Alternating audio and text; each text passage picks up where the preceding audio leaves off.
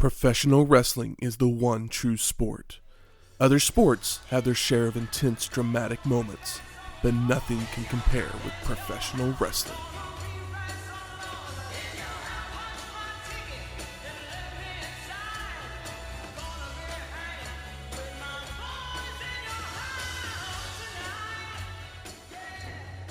Welcome to Wrestling History X, where three friends come together to talk about the stories behind the matches.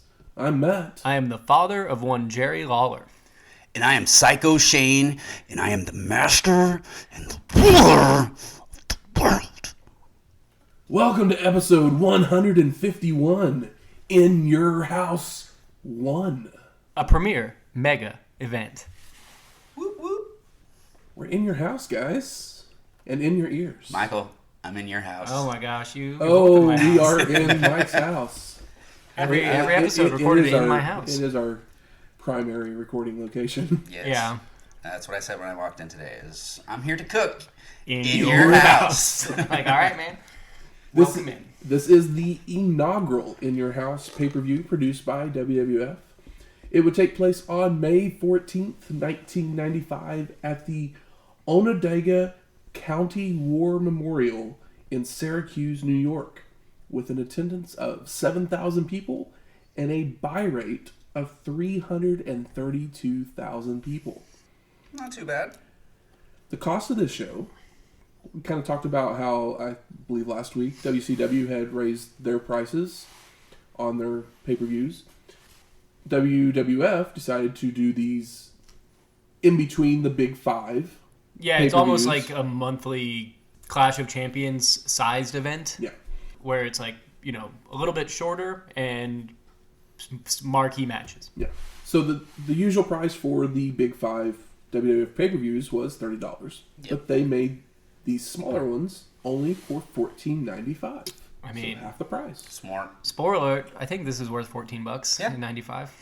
I agree. And you actually get more if you watch the show, because there was quite a few dark matches. Oh, cool. I believe there was like 2 dark matches before the actual show started, and then there was like 3 dark matches after. Wild. Nice. I always find it weird when there's dark matches after a show. Yeah. Just because it's like, oh, well, didn't we already just have, like, I mean, most supposedly shows, what was supposed to be if the you main... go to a live show, like a live TV taping, there's going to be a dark match or something afterwards just to send the fans home happy. Yep. Type thing. Okay. I can't think... I think I may have seen a dark match.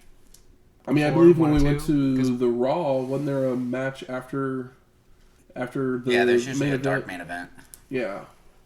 That usually like the champion or something like that, like one of the big baby faces. Yeah. It's like back... There's this cliffhanger moment, and then all of a sudden somebody's running out to the ring that has nothing to do with it, but they're here to have a match with... Yeah, it's like, oh, you know, AJ Styles and X are going to send everybody home happy with a solid wrestling match. 3 people you wouldn't expect to be in the ring together all of a sudden are teaming together so they can put their finishing moves on one guy that looked at them wrong. Yeah. And honestly, after sitting through a bunch of stories that make no sense at a Raw, you deserve maybe, you know, a wrestling match. That's right. You need that feel. Maybe just a wrestling match. It might be one of the few times that wrestling is actually happening. Maybe it'll just be 2 guys flexing. Yeah. But the show is in Syracuse, New York. Tis. So what deliciousness did Shane bring us this week? Well, I was doing my research, as I do when I do these things, and was looking up what are some signature dishes from the Syracuse area, and one that popped up on several lists caught my attention. It is called the salt potato. It's typically a side dish during the summertime or picnics, that kind of thing, where it's just a simple dish of new potatoes boiled in extremely salty water and then oftentimes tossed in butter with some chives or herbs. It started way back in the day. It started back in the 19th century in Syracuse, where Irish immigrants were using some of the salinated brine from the salt mines and would add it to their... This is a very Irish meal. It's one of those that's, real simple, but, so simple that it's definitely extra go delicious. Good with a beer. Yes. Yeah, I mean, those potatoes are extremely salty, but in a very good way. Yeah. I was like, damn, that's a salty potato. You put just a shit ton of salt in there, fill the water up to just to where it covers the potatoes, bring it to a boil, and then let them simmer for about 20 minutes.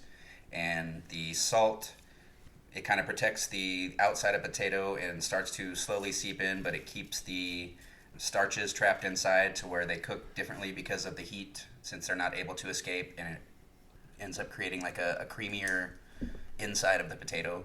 Definitely a good potato. I was surprised. I was like, oh, it's a bowl of potatoes, and I took a bite and I was like, oh no, this is a good potato. It's a popular dish up there. I found one place called the Bull and Bear Roadhouse that has their own little twist on it, where it's the salt potatoes with some pulled pork, some bacon, cheddar cheese, sour cream, and chives.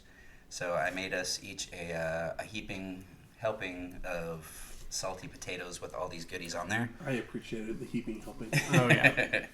And it's good on a day like today where it's a little chilly outside because, it's wholesome, hearty, warm, meaty deliciousness and starchy.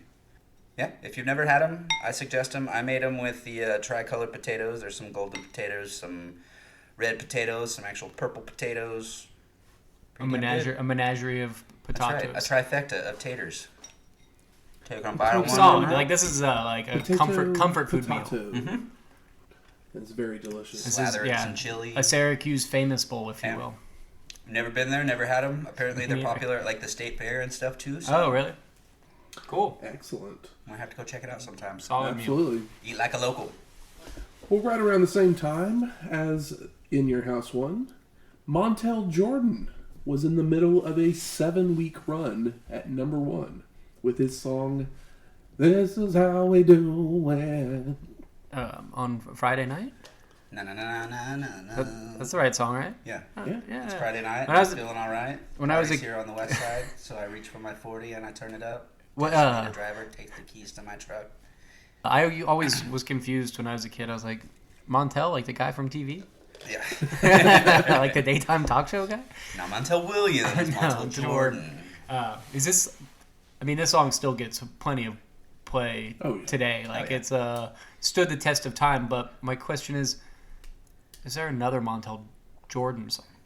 I want to say he had a follow-up, but no. Not this way. It's kind of like Sir Mix-a-Lot with, like, Big Butts or whatever, and then the next song's like Put 'Em on the Glass. It's like, well, you can't go from song about butts to song about tits. Like, come on, man. It's like MC Hammer, Can't Touch This.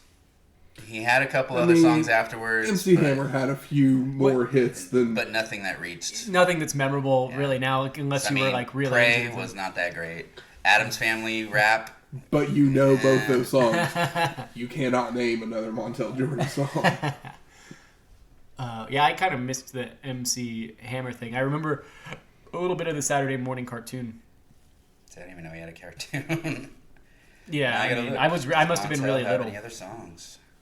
Yeah, I'm just, like, he had to have other singles, but there's not one that still gets radio play today. Like, I listened to... I guess he had a song hit number 4 later that year in Get It On Tonight. But I couldn't... Honestly, yeah, the chorus isn't hitting. I have no clue. But, I mean, I hear this song, I feel like, almost once a week. I only listen to... Looking at that same the old school hip-hop station, so, like, this song still gets plenty of... radio play, because that's like the one station in my car. If I'm not using my telephone, it just defaults to V105, old school hip hop. So this is how we do it. It's still in high rotation over there. Yep. Right next to Usher and Keith Sweat, and then like even Ludacris is on there. And some early Kanye West. They really started where they only had like 40 songs, and now they'll play 50 Cent, which doesn't necessarily feel old school, but I guess it is at this point.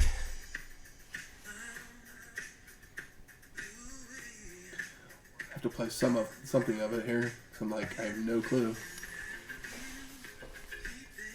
I mean, he really isn't coming out swinging. It does not ring any bells. It's got some island vibes. Sounds like something Tony Braxton should be singing. Oh, good call.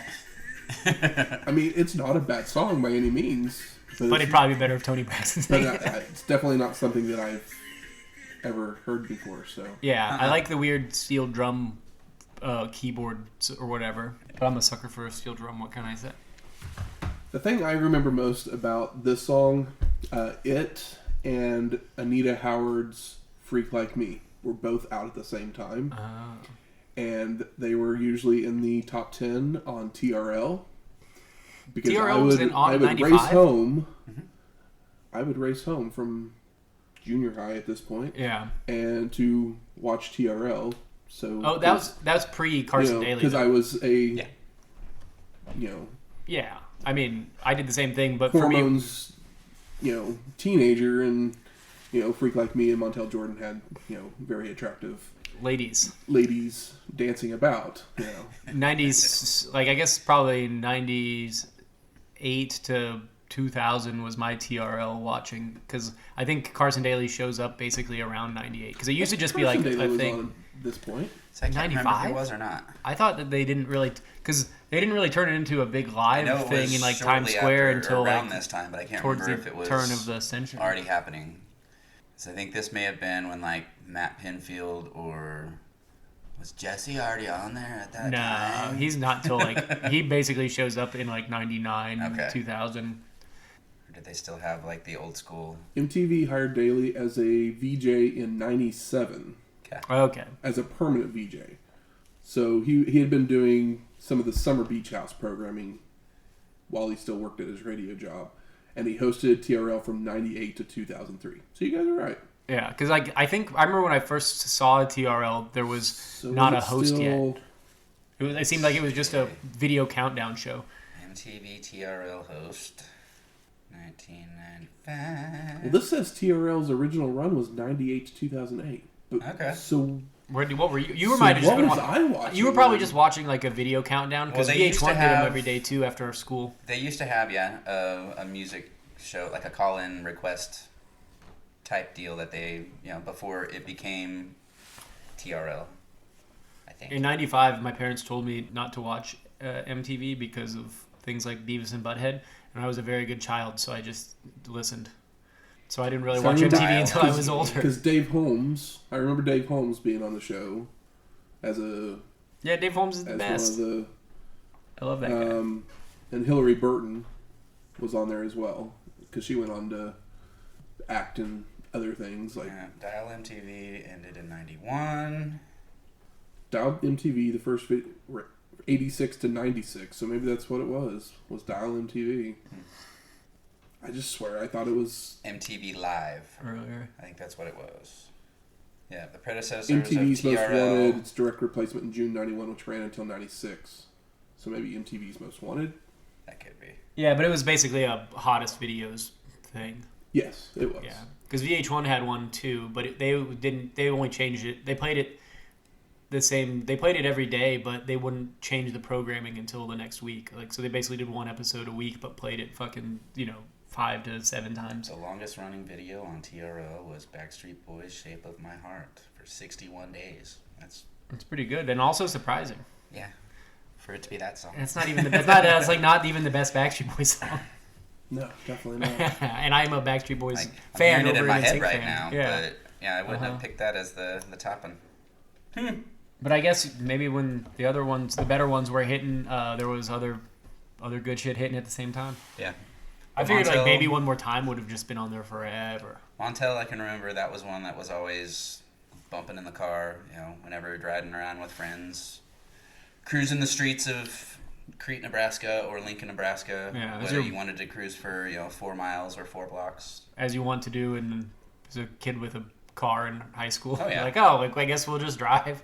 Maybe we'll get a car so you can waste your gas. Absolutely. Everyone has some kind of strip that they probably drove when they were in high school. I mean, it's legal now, but when I was in high school, we would just drive out in the undeveloped areas, back areas of Edmond, Oklahoma, and smoke weed while we listened to whatever we were into at the time, be it Pink Floyd or dirt roads and cornfields to hide in, or Pantera or a lot of Outkast, maybe some Hatebreed if we were feeling angry. I was rocking Montel Jordan in the 7-week run. Oh yeah, this was a week before my graduation senior year, so I guarantee I was. Yeah. Well, let's get to In Your House. We see the WWF logo come on the screen before fading to Todd Pettengill narration over shots of a house and highlights and promos from our competitors. And whoever that cameraman was shooting the shots of that house was horrible at their job. I hope they either got some extra training later on. Maybe it was just stock footage. Moved on to a different field because, it sucked. Yeah, I have no clue what this house actually looks like. The only thing I really noticed, and I don't even know if it was the house or the set, but it was that super 90s like cookie cutter house that has that like thin half circle window that's at the front. I just remember I saw that and it just brought back memories of like every home that I ever saw living in California as a kid in like a suburb of Sacramento that was basically new. So it was like every house looked like fucking that. I love that they have a show in New York giving away a house in Florida. Yeah, I mean, I'd rather live in Florida than Syracuse. Yeah, it's true. But like Shane said, this is the pay-per-view where they give away a house, and we'll talk more about that as we go. I have so many questions. Vince McMahon then welcomes us to the show along with Doc Hendricks. I never realized Doc Hendricks was with D-O-K. Yeah, I thought it was DOC. Yeah, me too. And I was like, what is this with this K? And I assume it's because he likes rock and roll, so he's doing like a Dr. John / Jimi Hendrix thing. I don't know if the Dr. John part's right, but the Hendrix obviously. Nobody would be able to spot Michael P.S. Hayes. No way in hell. Sorry. Yeah. No, it's fine. As you said, that's Michael P.S. Hayes. And the last time we saw him was at Super Brawl 4, episode 112. How long has he been with the WWF at this point? I mean, I think he's been a backstage guy for probably a while, because he really wasn't, even when he was at that Super Brawl 4, he was not under contract to WCW. But I know he wasn't with WWF yet. Yeah, was that when he was... I don't remember. Doesn't matter. Was that the one where he was supposed to fight? He was supposed to fight, and they made Jimmy fight instead. That's exactly what I was going to bring up. But yeah, I was like, is it even worth it? Who the hell did he fight? Johnny? Was it Johnny B. Bad? I don't remember. Yeah, probably. Who did Johnny B. Bad not fight between, 1990 and 95 at this point? Vince then sends us to footage of Hakushi attacking Bret Hart during a WWF Superstars episode, doing a standing moonsault off of a stage onto Hart laying on the floor. Mm-hmm. We then go to Pettengill, and he interviews Hart in the back, and he says, Hakushi may be undefeated, but he's never faced someone like me. And I will continue to prove that I am the best there is, the best there was, and the best there ever will be. And I've dedicated this match to my mother, because it's Mother's Day, guys. Happy Mother's Day, Helen. That's right. Yeah. I wonder if anyone else will get a Happy Mother's Day. I mean, who knows? I think wrestlers have mothers. Some do. Some of them, their mothers probably could have, tightened, been a little more strict at home. So we go to our first match. Hakushi with Shinja versus Bret, the Hitman Hart. And now there's a story behind this match, as Bret had won WWF Magazine's Award of the People. He's the people's champ. That's right. But Jerry Lawler had suggested that Japanese votes had been excluded and that Hart was a racist. Sure. Wow. Bret Hart's the racist Jerry Lawler. I believe that over your ass. The King then persuaded Hakushi along these lines as well, which caused the Hitman to be attacked by him, which we saw in the highlight. Shinya, we've actually seen before.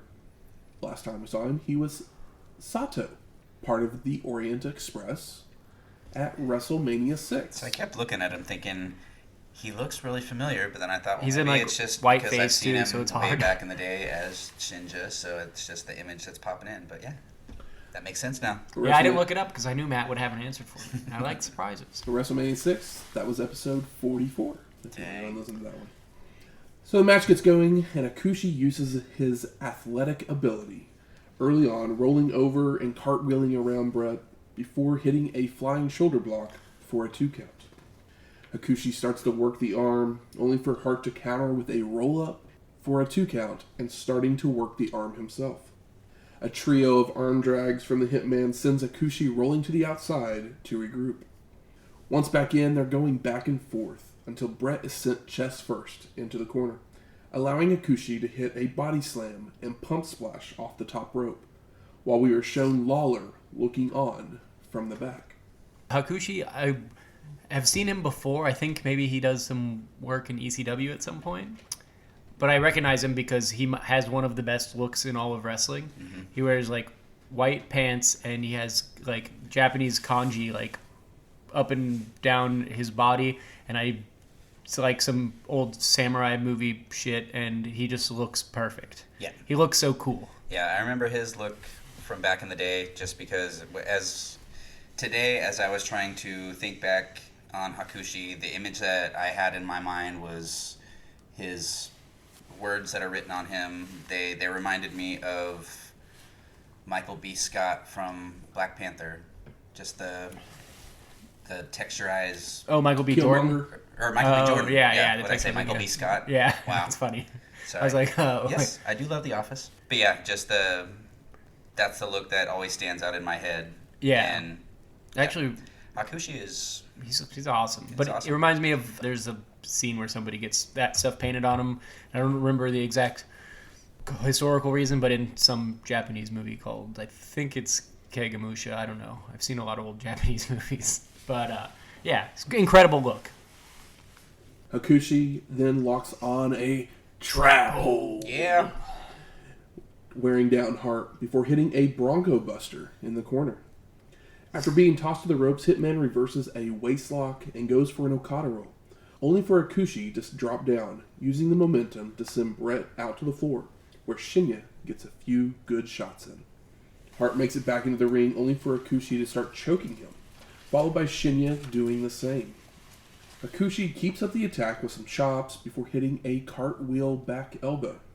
Kind of seems familiar to another Japanese guy. I mean, maybe maybe Muda taught him. Maybe he taught Muda. Who knows? Maybe. Hitman tries to fire up, but every time Hakushi counters with an eye rake or a gut wrench backbreaker for a near fall. Hakushi heads up top to hit a diving headbutt for a 2 count, followed by a springboard splash. But Bret moves in time.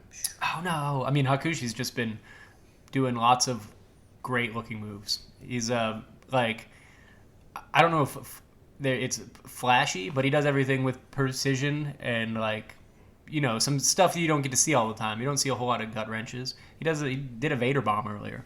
I mean, you didn't call it a Vader bomb, but that's what it is to me. Yeah. Hart starts his comeback with right hands, a Russian leg sweep, bulldog, backbreaker, and a second rope elbow drop for multiple 2 counts. Hitman then attempts to put the sharpshooter on, but Shinja jumps on the apron, which distracts Bret, allowing Hakushi to make it back to his feet. Hart continues the attack with an inverted atomic drop, clothesline, before locking Hakushi in the ropes and trying for a running clothesline, only for Shinja to trip him up from the outside. Shinja!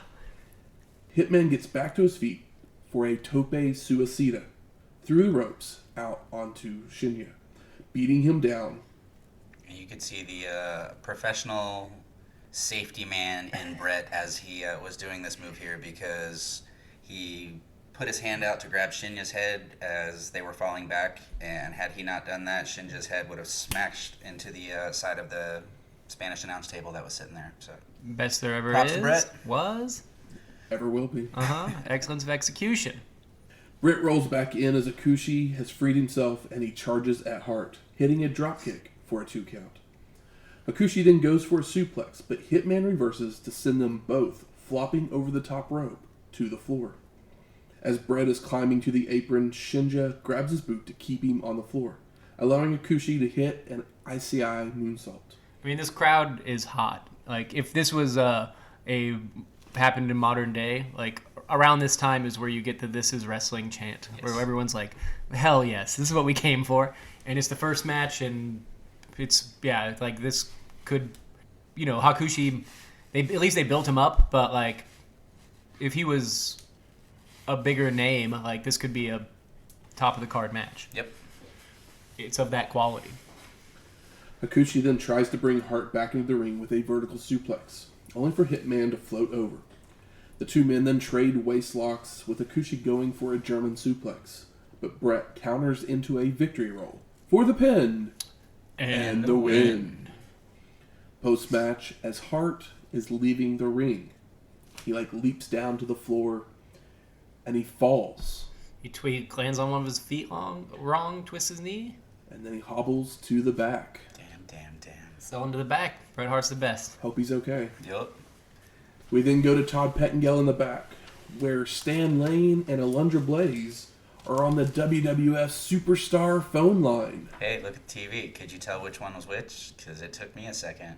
I kind of forgot what they had done to Alundra Blaze's look in the mid-'90s, because, I mean, Medusa was always very beautiful and feminine to an extent. She'd come out there with a little masculine energy to kick somebody's ass. Well, I mean, she's just a badass. Yeah. But yeah, she doesn't have masculine facial features. Yeah, or anything. but looking at this one, because her hair was cut so short, she was sitting next to Stan Lane, and the only thing different about them was he was wearing a black tuxedo jacket and she was wearing a fringy ring jacket. But yeah, she was very Stanish in this. This shot. I also have to say, I was fortunate enough to see Bret versus Hakushi live back in the day, a few weeks before this show. I believe it was a dark match. Nice. That's awesome. For this show. Yeah, seeing them live and then watching them on TV, it holds up over time. So. Yeah. And so that's not the biggest. It's not a diss on Alundra Blaze, because No. early Stan Lane. No, Stan's true, a beautiful true man, hunk. but- Yeah, now he just kind of looks like a guy that would sell you a used car with his haircut and his suit. But back in the '70s with his mustache and long hair, he was. Just yeah, shows how wasted Alundra was. he was. He They should have made been her a beautiful. champion and then had her sit on the phone. Yeah, he should have been beautiful, Stan Lane, because Bobby doesn't quite have the same face. No offense, Bobby Eaton. So we haven't seen Lane since Super Brawl 3, which was episode 87, or Blaze since SummerSlam 94. It's really sad. Back in episode 130. She's the women's champion, and it's been almost a year since they put her on. I know. We got a couple of pay-per-view. good matches with her and Bull Nakano, and it'd be nice if we could continue to get some things like that, bring somebody else over to work with her. I don't know. Just an idea. Lawler then walks by, saying he is ready for his match. He wants it now. That Bret's injury doesn't mean anything. But Todd says that the winners come to the 1-900 room after they win. So the King suddenly gets something on his beeper, and he leaves. Oh, yeah. He's getting Sent a message from his mom or something like that. Yeah, getting a page from Mom on Mother's Day. You gotta go take care of that. Yep. Pettengill then sends it to Stephanie Wyand, who shows us footage of an armored car bringing all the entries for the house giveaway. Oh, we need an armored car for that. I was curious. I was like, wait, what's in the armored car? I couldn't quite figure it out. I was like, they're bringing a Brinks truck, but there's no money on the line. I missed that line, so I was just kind of head scratching. I was like, I know it has something to do with the house, but that makes more sense than me not having any idea what it was, I guess. But I don't think anybody's trying to juice the numbers, but we'll find out how real this was at some point. I'm sure you'll illuminate it to me. So Vince then welcomes in 1-2-3 Kid on the phone. And the Kid promises revenge once he heals from a neck injury that the Roadie had caused him, which was actually a legit injury. The Kid in 1995 doing an interview sounds just like Sean Waltman today doing an interview. Just has not progressed on the better side of things. Yeah, I mean, years. Well, I'm sure most of the time when he talks then and now, he probably smoked something before he's done so. Definitely, definitely weed at this point in his life, which is good. I'm glad that Sean Waltman's doing well. But I did listen to his podcast that he had a while ago, and it was always fun because he's a really charming guy, but he doesn't really have a whole lot to say, and he doesn't do it very well either. So I don't know why I even listened to it. But I just kind of like him I know that he's had his trials and tribulations, but he came out on the other side of it. Will we be seeing him again soon? Because I believe he's been cleared to return to the ring in 2022. Where will he show up? Any ideas? I don't know. I don't know that I want to know. Him and maybe the Royal Rumble? Could be. Yeah. I wasn't even thinking of that. I did not know he was not. That's I didn't know he that's wasn't. a good place for Yeah. those old timers to Yeah. do something. I didn't know he wasn't cleared. I just thought he's old and chilling. Yep, I don't know what the reason he wasn't cleared previously, but yeah, there was something that I had read just recently that he's officially been cleared by the doctors to return. Well, I mean, get your money. Go right. get your payday, bro. McMahon then goes to Ramon in the back, where Razor says he has been having handicap matches all along. You know, having to fight Jarrett and the Roadie, because the Roadie always interferes. Yeah. But now it's a legal match. And then he wishes his mother a happy Mother's Day. Yeah, I mean, now they can actually tag instead of Roadie just being a rapscallion. So we head to our second match. Double J, Jeff Jarrett, and the Roadie versus Razor Ramon in a handicap match.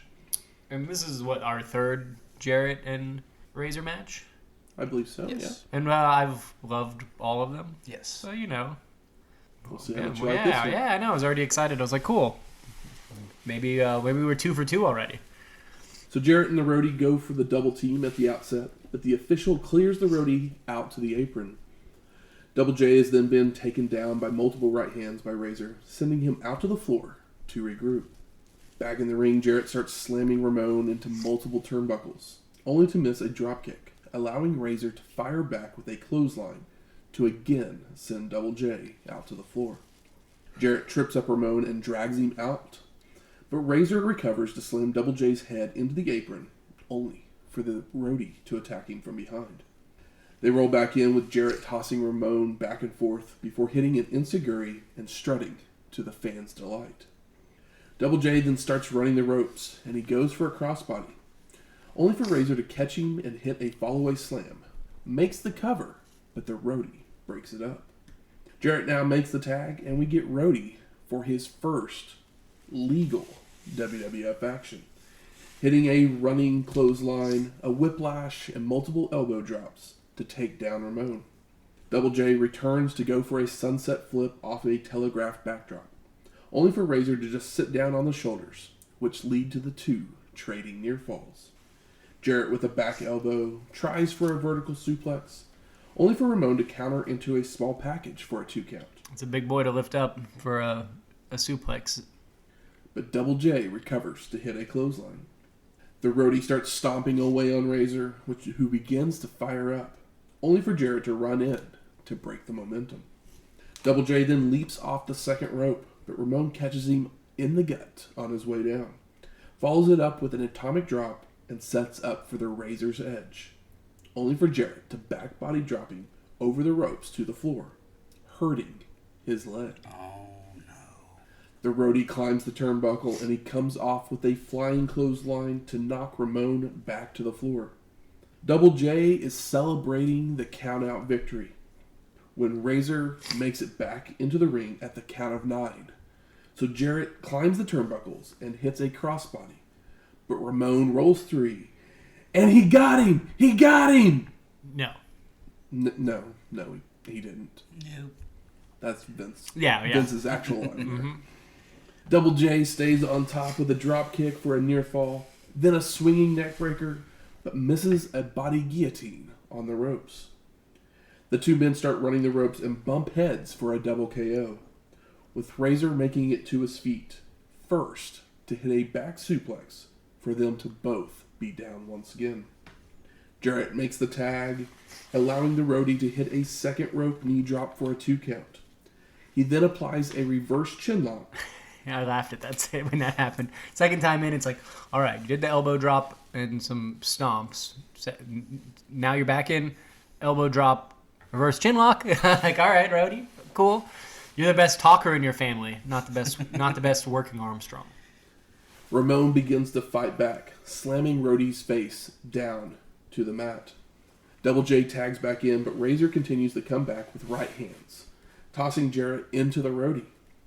Ramon then hits a super back suplex on the Roadie, but this gives Double J time to recover and attack from behind, trying for the figure 4, only for Razor to kick him off right into the Roadie on the apron, which knocks him down to the floor. Ramon then hits the Razor's Edge on Jarrett for the pin and the win.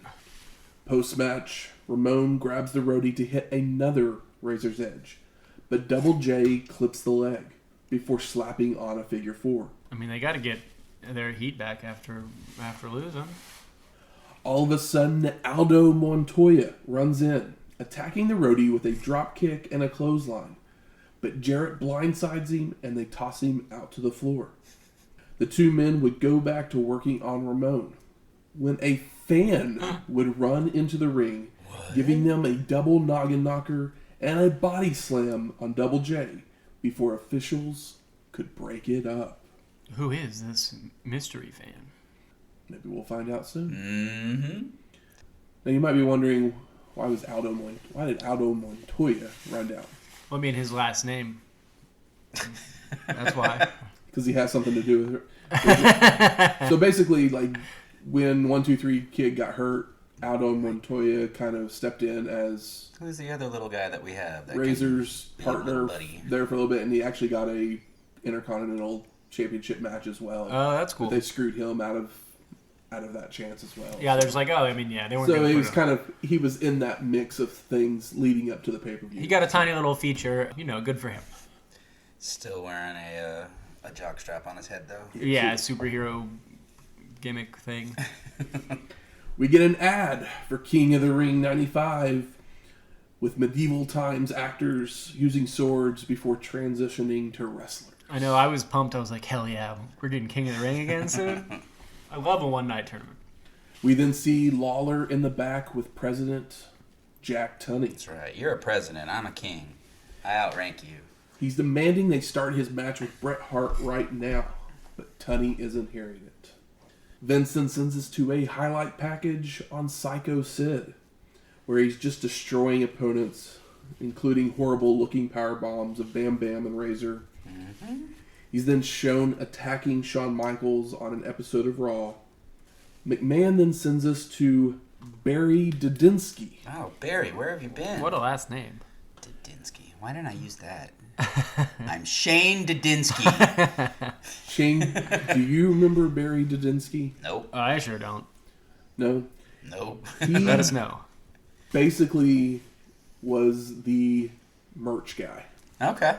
Oh, really? He would come on the TV shows and basically be like, here's this new merch. Call our merch line to order it. Yeah, check out our awesome all-over Bret Hart print T-shirt that he now sells on eBay for $500. Right. I'm like, I would kill to buy that shirt for $20. Which is basically what he does on this show.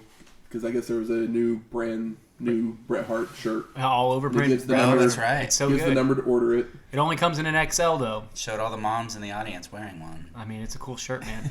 Like all over print is a What horrendous mom in look that I love. 1995 didn't want to be wrapped in Bret Hart? I mean, He's it's 2022 and I'd take a hug. Speak a handshake. I mean, yeah, I'd love to beat the man. for sure. Speaking of moms, leads us to our next match. That's right, our third match. Mabel with Mo versus Atom Bomb in a King of the Ring qualifying match. I mean, Shane, what a transition. Exciting. I mean, Hey. yeah. MOM, can I say? And Mabel's looking extra fierce in this entrance. Yeah, this is like hints to Viscera with that angry face. Mm-hmm. Mom has turned heel at this point. Oh. Yep. I mean, I guess so. Atom Bomb is not a heel. People No more- actually have Atom Bomb No signs. more fun and happy song as they walk down to the ring, pumping up the crowd. Yeah, because what was their Oscar. manager? Oscar. Yeah, Yes. Oscar's been beat up and kicked out, so he's no longer around. But Doc, he says that Atom Bomb is his favorite in this match, Oh my god. as Mabel's weakness is that he normally is a tag team wrestler. Which, I mean, Yeah. that's sound logic. I'll give him. Yeah. It's sound logic. But Mabel is 500 pounds, and Atom Bomb is not. Yeah, Atom Bomb is a wrestler who usually gets beat, so... I mean, Atom Bomb looks more like a wrestler for sure. Oh yeah. But the match gets going, and Adam nails Mo, who tries to get in Bomb's face, allowing Mabel to attack him from behind, hitting an avalanche splash. Mabel misses a second attempt, so Adam hits a shoulder block that knocks Mabel out to the floor, followed by a pescado over the ropes. Do you imagine Mabel doing a pescado? I don't think he can jump that high. I don't think so either. Bam Bam is not 500 pounds. Vader is not 500 pounds. Yeah. Mabel is rolled back in with Bomb following in with a slingshot clothesline for a 1 count. So Adam goes up top for a clothesline for another 1 count. Mabel then hits a spinning wheel kick, tosses Bomb to the ropes where Adam goes for a crossbody, only for Mabel to catch him and hit the power slam for the pin and the win. So Mabel qualifies for the King of the Ring tournament. Yeah, he did. Bum, bum, bum. There's one person you have to look forward to in the tournament. The other thing where I was like, well, I mean, maybe Adam Bomb would win. They gave him that cool thing where it shot up like a little poof of smoke that looked like an atomic explosion, which I thought was very funny.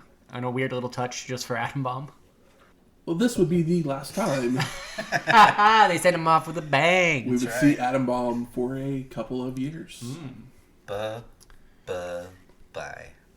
Thanks for When coming. Adam Bomb your favorite? I mean, he's up there with Crush. Yeah. I think. We go to the back. Todd Pettingill's there with Razor Ramon, and he introduces his mysterious helper, Savio Vega. Oh, yeah. So the last time we saw Vega was at Royal Rumble 95, so just a couple months ago, episode 141, when he was Quang. God. Quang. Quang. It's like such a... I don't know. It's such a bad name. It's good. It's how a redneck calls the Avengers' greatest foe.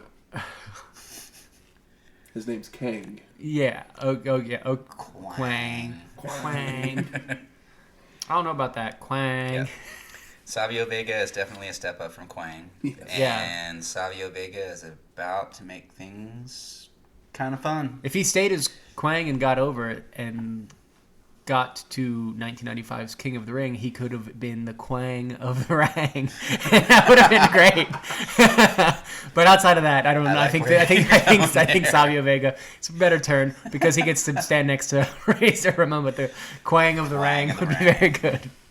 Quang-a-rang! So we're headed to our fourth match. The Smoking Guns of Bart and Billy Gunn versus Owen Hart and Yokozuna with Jim Cornette and Mr. Fuji for the WWF Tag Team Championships. You know what I would love?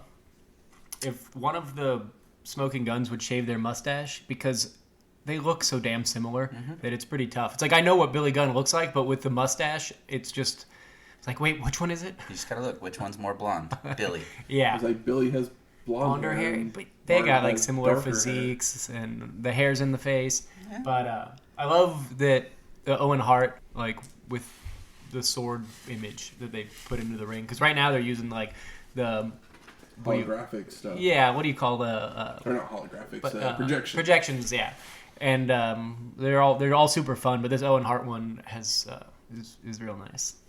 But before any of those four men hit the ring, or actually, I guess the Guns were in the ring. Yeah, they didn't really get an entrance. Yeah. Foreshadowing? The guns don't get an entrance. But all of a sudden, Lawler charges down to the ring as he still wants his match with Bret Hart to start ASAP. But officials send him to the back. So that's not how it works. It's not time yet, bro. We got this match going on. And then they show us a picture of Bret Hart in the locker room icing his knee. He's hurt. I don't know if this match is going to happen, guys. He's hurt. He's hurting. But the match for the championship does get started with Billy putting a headlock on Yoko, who tosses him off the ropes to hit a shoulder block. But Billy comes right back with several drop kicks before tagging in Bart, who eats a headbutt. Nice try, Bart. Owen tags in only for Bart to press slam him before hitting a drop kick. Billy then comes in for a vertical suplex drop kick combo with his brother for a 2 count. Billy gets distracted by Fuji waving the Japanese flag, allowing Hart to recover and hit an enziguri. Zuna's then back in with a clothesline on Billy, and he begins to punch away before clamping on a trap hole. I mean, we always say every time we see Yokozuna, he's got another 50 pounds on him. Maybe he weighs the same as he did last time, but he's not more mobile. No. So trap hold it is. Not. So trap hold it is. Owen returns with a neck breaker, but Billy fires up to hit a sunset flip for a near fall, only for Hart to come right back with a spinning wheel kick to send Billy out to the floor. Oh, Billy. Yokozuna drops down from the apron and he charges towards Billy, but Gunn moves, sending Yoko into the ring post. Posted. That's a whole lot of man getting posted right there. Billy rolls back in where Owen misses a running corner dropkick, allowing Billy to make the hot tag. Bart with left hands, back elbow, body slam for a 2 count on Owen. He continues by sending Hart into the corner, chest first, before hitting a back suplex. The Guns that team up for the sidewalk slam neck breaker combo, and then celebrate instead of making a cover. So they only get a 2 count. I mean, what are you guys? Heels? Yeah, and I love that at this moment, Doc Hendricks is on the mic just screaming about how stupid they are for celebrating right there. Like, I love your commentary on here, because, yeah, that was dumb. Yeah, keep them honest. The sidewalk slam neck breaker, like, these guys should have a name for that by now. I think they did, but I couldn't remember. Yeah, don't remember. It's not. It's obviously not Like that the important. Gun Buster. Or yeah, or something like the that. Gun like Club. The Sidewinder or something like that. Yeah, That ours were both better than that. Bart then attempts a running crossbody, only for Owen to duck, which sends Gunn flying through the ropes to the floor, where Zuna is back up to squash him with a leg drop. Yokozuna then rolls Bart back into the ring, while Billy is dealing with Cornette, who is up on the apron. So Owen just makes the cover for the pin and the win. Solid enough. They got their stuff in, and if you're gonna have Zuna in here now, might as well be someone like Owen. Mm-hmm. Yep. We go to the back, and Pettengill is there with Diesel. And the big man says he is sad due to losing his mother last year. And this is Mother's Day. Poor guy. But he's 100% after a beatdown he had received from a $1 million corporation employed Henry Godwin. Getting slammed by Henry Godwin is shameful. Yep. Diesel says he's coming after Sid after he injured his friend, Shawn Michaels. Sid may call himself the Master. Well, I'm the Walrus. Cuckoo Kachoo. I was like, what? Happy Mother's Day. Yeah, is Diesel is he a big Beatles fan? Did he watch he put in fucking Yellow Submarine the night before or something? I just thought it was very funny. And also, he didn't even get it right. He says goo goo gachoo instead of cuckoo gachoo. It sounds, but I had the subtitles on, and that's what they said. So I was like, wait a second, that's not right. And I rewound it, and I was like, oh no, that is. He just said it wrong, which is really funny. It's like, I guess he's not a Beatles fan. Weird thing to say. If he's the Master, I'm the Walrus. Like, okay. Sure. Yeah. That's like something that like Jim Cornette would have said in a promo. He always makes like weird rock references and stuff. I'd say it sounds like a Mean Gene slip up. I am the Walrus. Goo goo kachoo. But you know that Mean Gene's smart enough to do that on purpose, just to pop everybody else that's like at the recording. We go to the ring, and Jerry the King Lawler is there with his mother. Mm-hmm. Now, his mother is a young 20-something woman, so it was probably more likely that it was his girlfriend at the time. Yeah, maybe.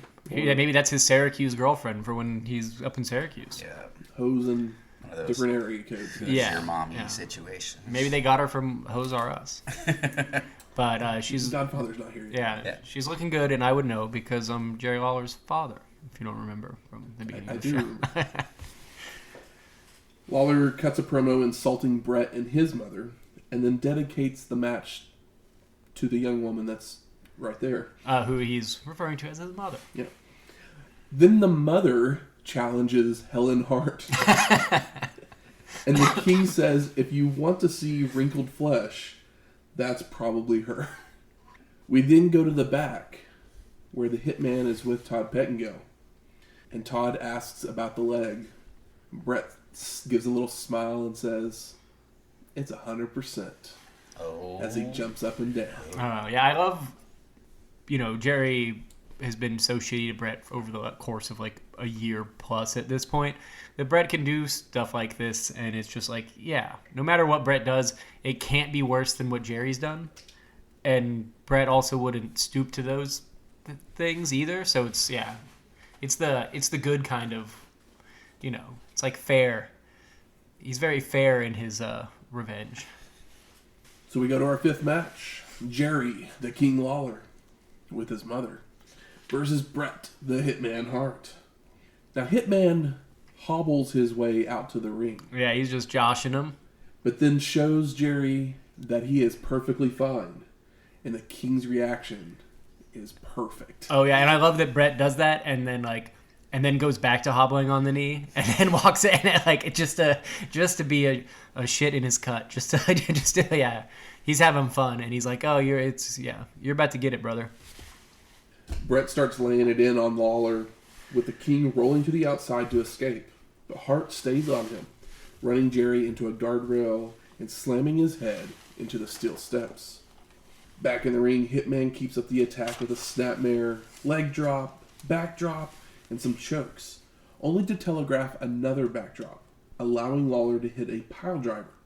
But Bret no-sells it.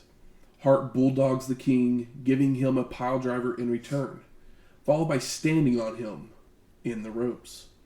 Lawler rakes the eyes to break the momentum, body slams Hitman, and heads up top.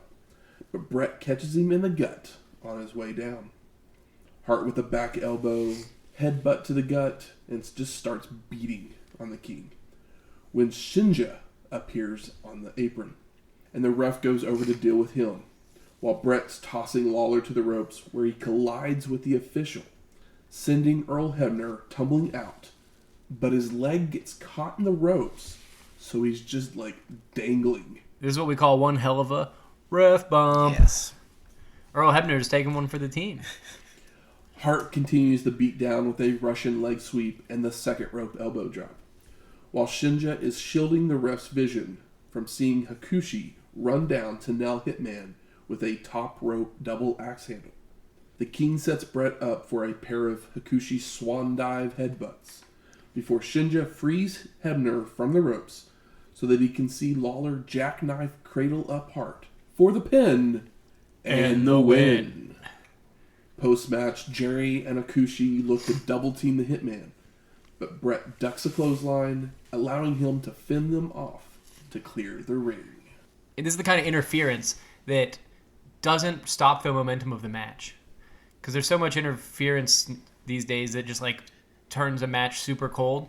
But this is still kinetic. And it's still telling like a story, and it doesn't really take you out of it. Like, I don't know. I think that this is done really well.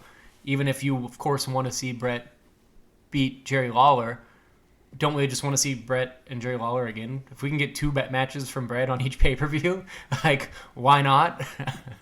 Very true. And I'm not mad at this at all. I was like, oh, it was done, like, textbook well. We go to the back with Sycho Sid, and he says that time has run out for Diesel, and he will become a symbol of the many victories he will have, and that he is the master and ruler of the world. Of the world. Yeah, he does that through his teeth, and his eyes are shaking. Honestly, is the best thing Sid ever did his Psycho Sid promos. The Psycho Sid promos, probably, yeah. Yep. I think they're really good. Yeah. Like, for as silly it may be, but we're talking about wrestling, and this is not even just wrestling, it's WWF wrestling. It's going to be silly, but I think that he does that. He does it really, really well. I mean, he always looks impressive, and he can powerbomb the shit out of somebody. Yep. We then go to Todd Pettengill and Stephanie Wiand by the screens to show footage of the house before they draw the winner. I'm so excited for some explanation, and I truly hope you have it. So, remember the armored car? It brought all the envelopes, and they have it in a big, like, almost swimming pool of envelopes. Yeah, it's like over 300,000 submissions. You know what it reminded me of? You know when you go to like an aquarium and they have a thing where it's like you can touch the fishes or whatever, and it's just like this giant plexiglass with no lid. It was basically one of those full of letters. But they decide to mix up the envelopes some more. Yeah. So they go swimming. So what are they going to use? Wayon says a rake, and Todd's like, what a great idea, and he runs off to the Garage. and he actually gets a pair of rakes. Yes. Just like two big, green wood handle rakes. WWF comedy, guys. Yeah. Mm-hmm. What have they got? Yeah, I can't do it. They begin raking the envelopes. If you want to call it that, it's like they just they're scratching them. Scratch the surface, yeah, it's like literally. There's a lot of envelopes in there. It's like we should have got a tumbler, but I guess they want to put over the fact that so many people sent something in. I mean, if that was the case, have all those things in a plexi bin that dump into a cement mixer. There you go. And turn that on. That's fun. Because this whole rake thing was just lame. I was like, this doesn't seem very fair. I mean, you don't have a cement mixer in your garage, I guess, at the house that they're giving away. But Stephanie finally picks an envelope out, and then they bring in officials from the clearinghouse to check to make sure it's a proper entry. And I'm just like, wouldn't they check to make sure all of these entries before they put them in there? Before they even put them in this thing? And there's legitimately at least, I don't know how you would guess this, but it's probably like 40,000 fucking letters in there. There's so many. No, it's crazy. It's over 300,000. Is that what they said? Yeah. But the officials from the clearinghouse looks literally like a 15-year-old girl. It's like her dad, and then she's like her. Yeah, it's her and her dad who's going through puberty while he answers this question. Yeah, he's like a very Jewish-looking landlord with his 15-year-old daughter. And so now that they have the envelope and the person, they're like, on live TV, guys, let's pick up a phone and call them. Mm-hmm. They got a very awesome 90s red phone with big old buttons on it. But I guess Todd either forgets to put the area code in or something because they get the operator. Yeah, well, he put the area code in. I think he forgot to hit 1. Oh. They try again, and it's ringing. Oh my God, who could it be? Someone answers, and Pettingale asks if Matt Pompacilli is home. And all of a sudden, the people on the phone just start going crazy. And the dad actually thinks it's a joke. Of course. But this family won a house in Florida. A whole ass home. A little information about Matt Pompacilli. Who's Matt Pompacilli? This is what I need to know. How real is this? He was an 11-year-old from Henderson, Nevada. Ah. His family actually did win this house. It was a real contest. Oh, really? I just figured it was some silly fake shit. They would actually sell the home for $175,000 6 months later. I mean, why not? They already got it. If they don't want to move the they don't want to move the kids away from their friends, they probably had to pay taxes on it to get it. So I mean, a lot of people can't be affording two homes. The wording they kept using when they were talking about giving away the house is it was a summer house on a. It was on a golf course. Doc Hendricks kept inviting himself over. Country club, but then they kept saying something about a summer home. So I'm like, all right, is it a timeshare? What the hell is it? Because they just kept stressing that part. Yeah, that family, they could sell the house because it's all profit for them, and then, or they could have turned it into, depending on how nice the area was, turned it into a rent home. But selling it is much easier because you don't have to pay somebody for upkeep and whatnot. But good for them. That's great. I mean, that money probably put old Matt Pompacilli through college. And a $175,000 house in 1995 would be how much now? Oh my God. In Florida. Yeah, I mean, Florida. On a golf course, yeah, it's a lot. It's probably at least doubled in price. Yep. At least. I mean, yeah, I'd say it's probably more like $500,000 home now. Yeah. I don't remember where they said in Florida, but if it's on a golf course, it's probably not in the, it's probably not in Homosassa. One of the few places in Florida I've been to. I would highly suggest not going there. But it is the North American capital of the manatee. So we're headed to our 6th match.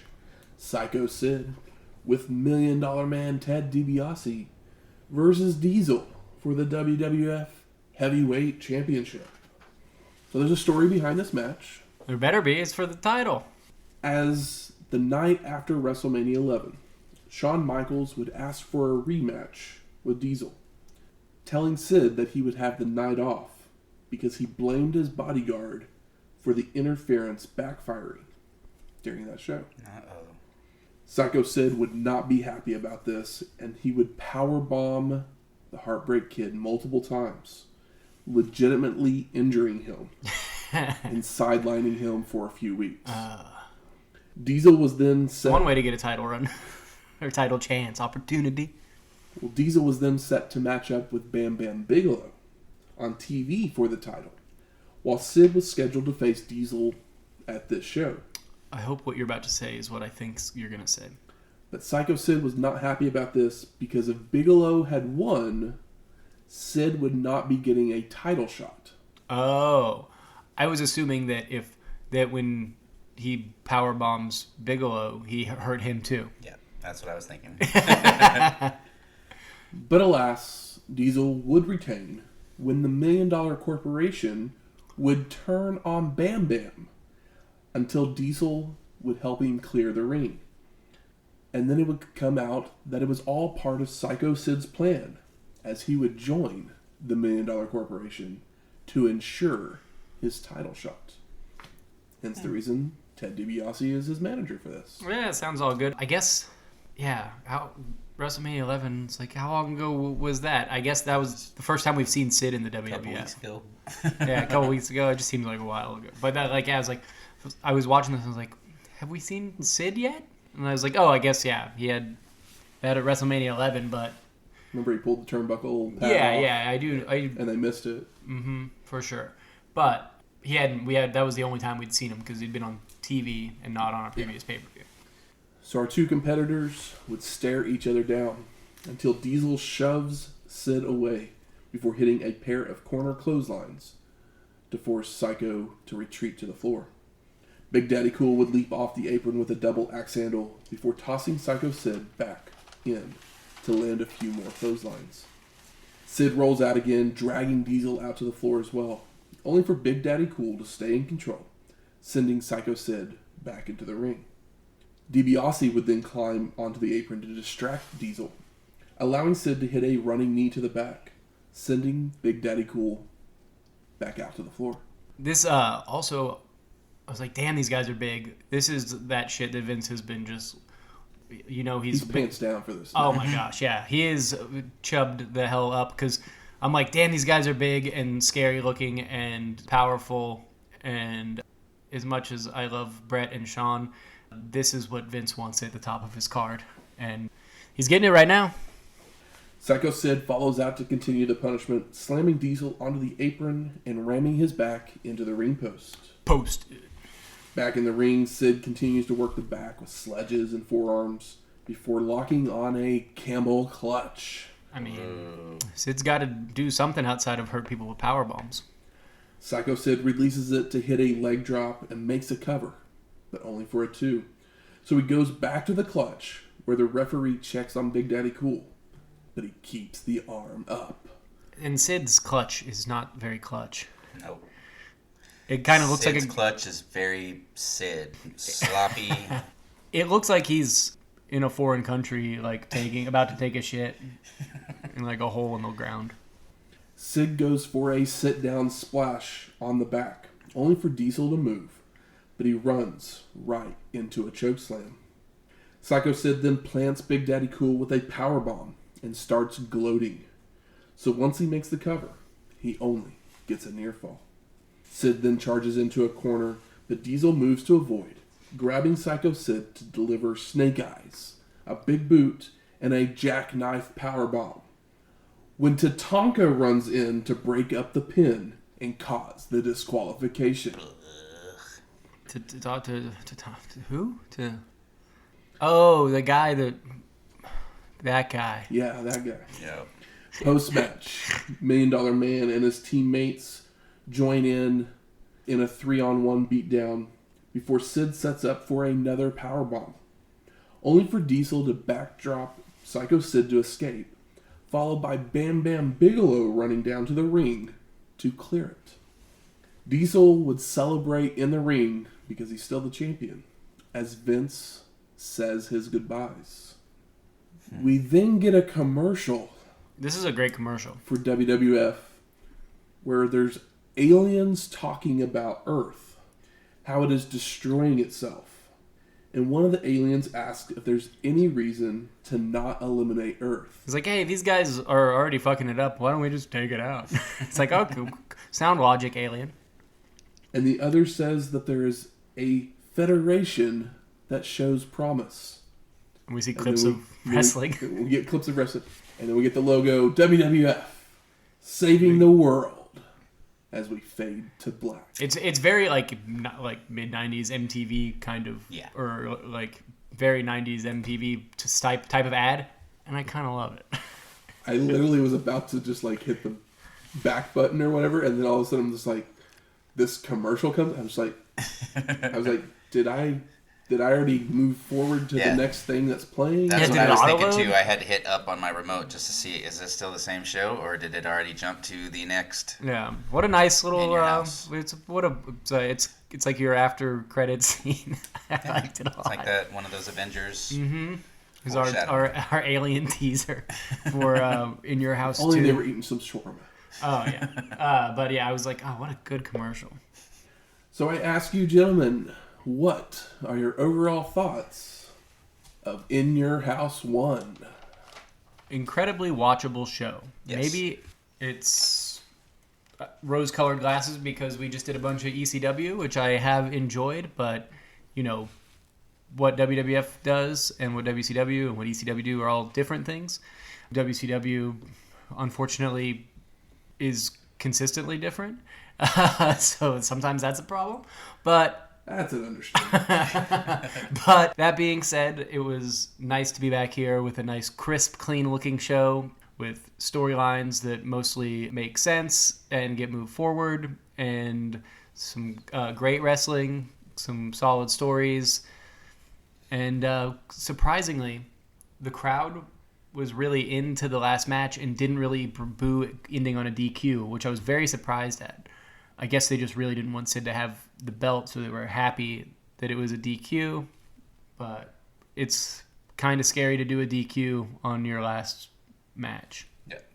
Which, I mean, I say that, but how many times have we seen it with Hogan and the sort?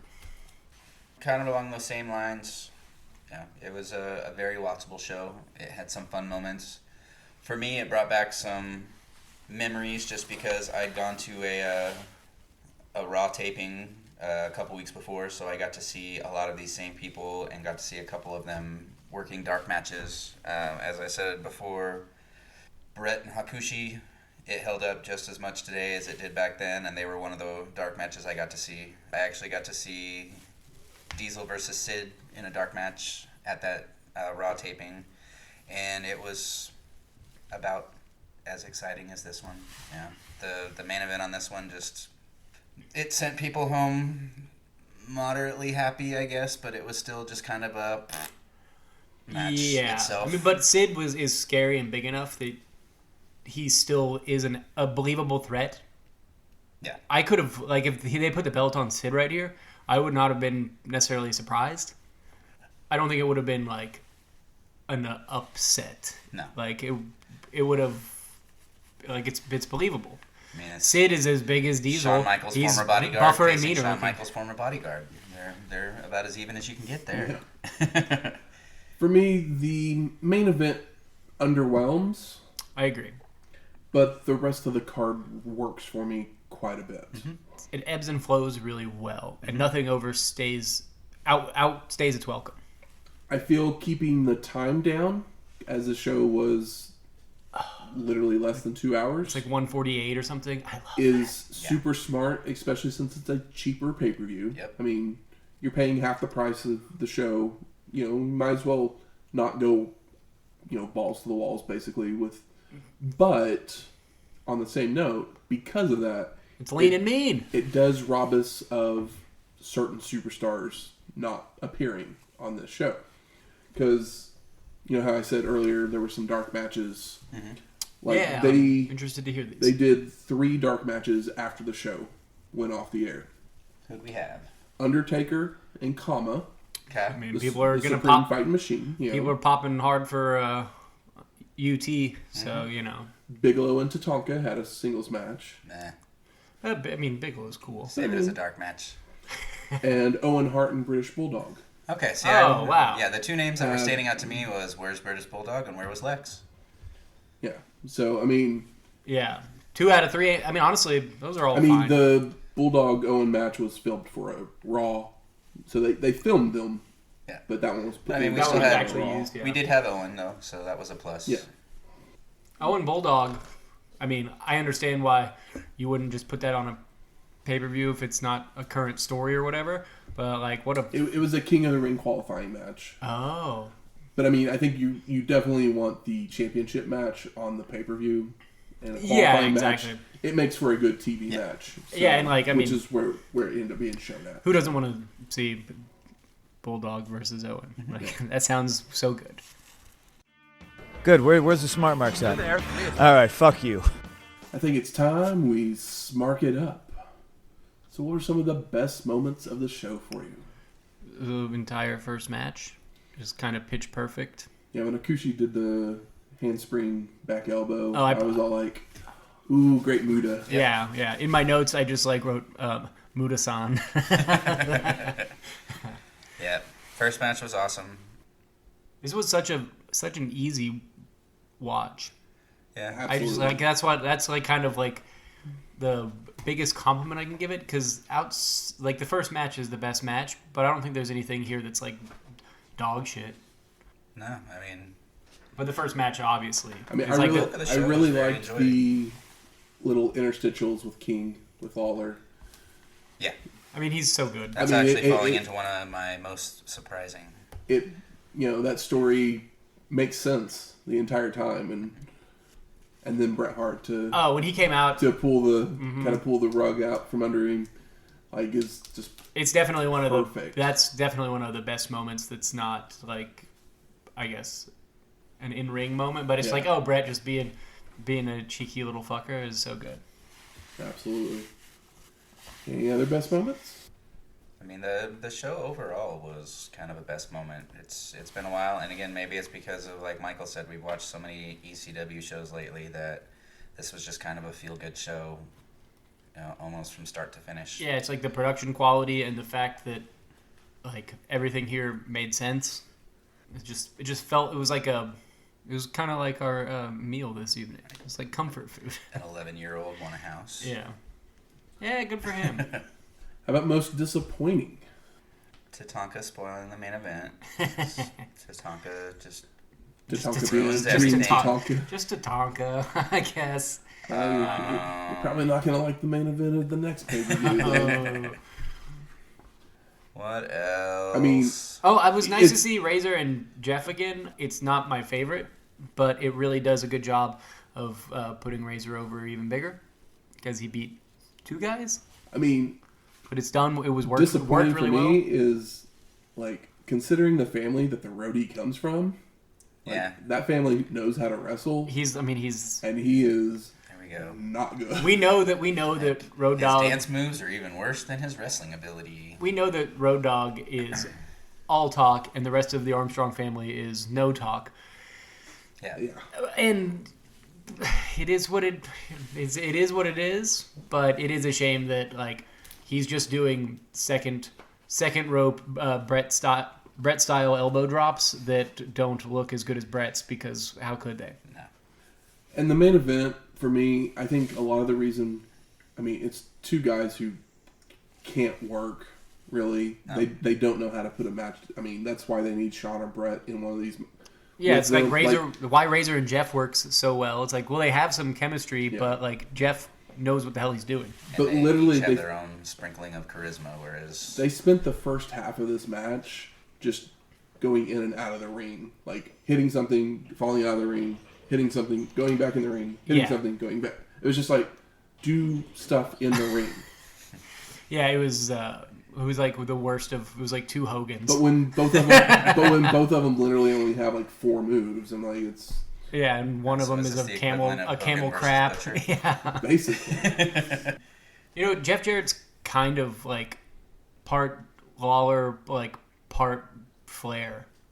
He's not as good as either of those guys in the things that they're great at, but he's a good mix of that like Memphis style, but he can also work and put together a match really well. So, big ups to Jeff Jarrett for really adding a lot of enjoyment to these handful of pay-per-views that he's been showing up on lately. how about best performer of the night? It's whenever Bret has two matches, it's Bret, but I'm gonna give the nod to Hakushi because he looks cooler than everybody else, and he obviously is very talented. And then to Jeff he's always puts it together. The matches always like make sense and milk the tension well. Yeah, I mean, Bret and Hakushi. I mean, that's the best match on the show, right? Yeah, I mean, it obviously is. I'll even give a little shout out to old Michael P.S. Hendricks.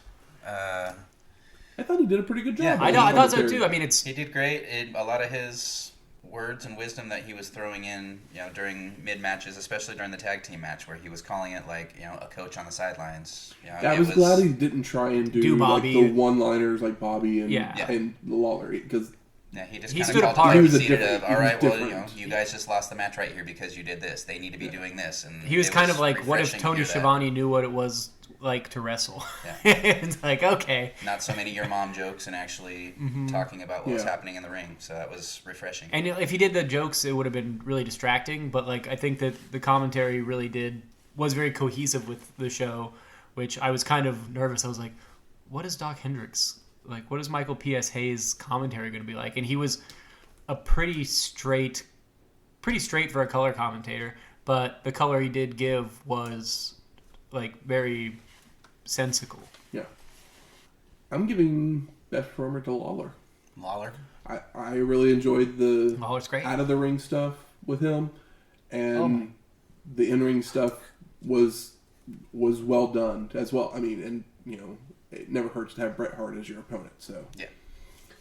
How about most surprising? And see, I was going to give Lawler as my most surprising, the fact that there were so many little segments with him and it didn't feel like it was oversaturated and it didn't get annoying with his corny comedy.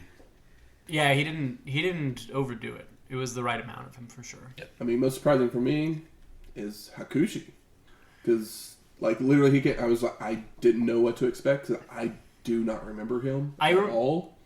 I remember seeing him in watching some old ECW when I used to download old ECW stuff and like burn it to like a video CD and get high and watch it with my friend.